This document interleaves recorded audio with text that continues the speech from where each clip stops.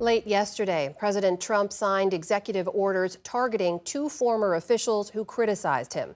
Escalating his retribution campaign, the president directed the Justice Department to investigate Miles Taylor, a former Homeland Security official, and Christopher Krebs, a top cybersecurity official overseeing elections, both political appointees during Trump's first term. The president accused Taylor without evidence of treason.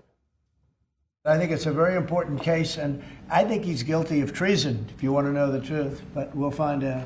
This guy Krebs was saying, oh, the election was great, it was great. It was a very corrupt election. They used COVID to cheat.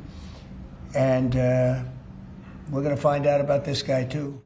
Our White House correspondent Laura Barrón-López has been following the latest and joins me now. So, Laura, let's just start with these executive orders. Break down for us what exactly they do.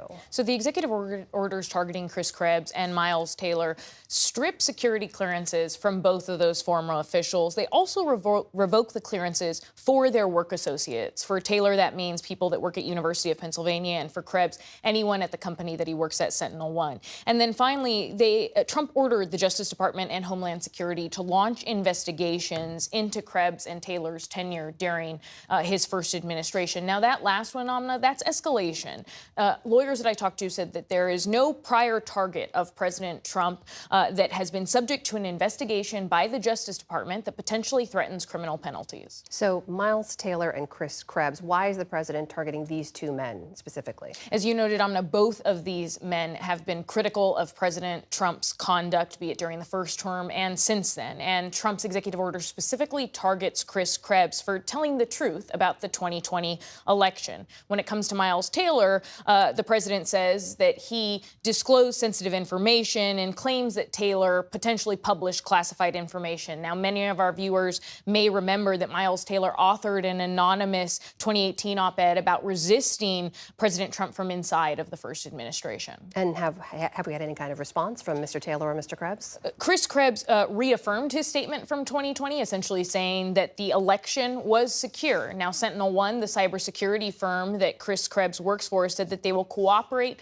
with any review of security clearances of their workers. Miles Taylor himself posted to social media platform X saying, "Dissent isn't unlawful, it certainly isn't treasonous, and America is headed down a dark path." Now, Laura, we've seen the president target before people, institutions he believes are his political enemies. What's the larger pattern and context we need to understand here? The lawyers and legal scholars that I spoke to said that these actions are unprecedented, that they've never seen a president use power in the way that President Trump is using to go after his perceived enemies.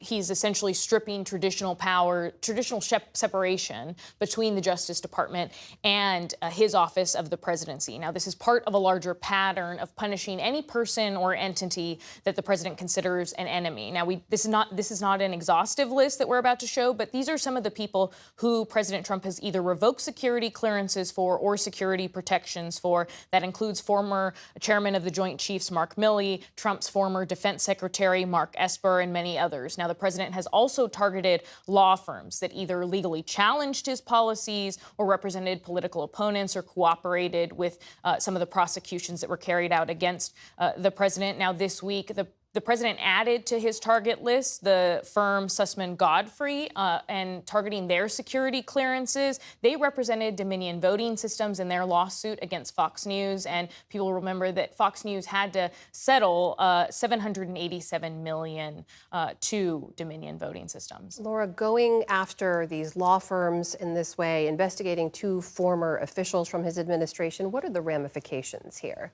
I spoke to Kevin Carroll, who served as counsel under the Homeland Security Department during Trump's first term, and he called these actions, specifically against Taylor and Krebs, blatantly unconstitutional and said that it was just the beginning. They're going to continue to go after individuals and law firms, and I think it's very important for people to fight back and for the courts to support them when they fight back. What they're trying to do is, going forward, prevent people from being whistleblowers, prevent people from speaking out about misconduct, prevent people from telling the truth about election results. And it's just really important for the legal profession, especially, to show some backbone.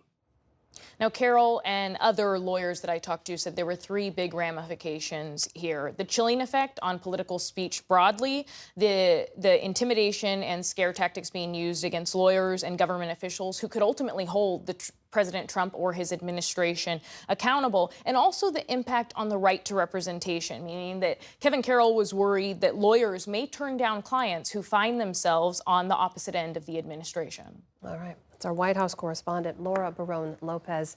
Laura, thank you. Thank you.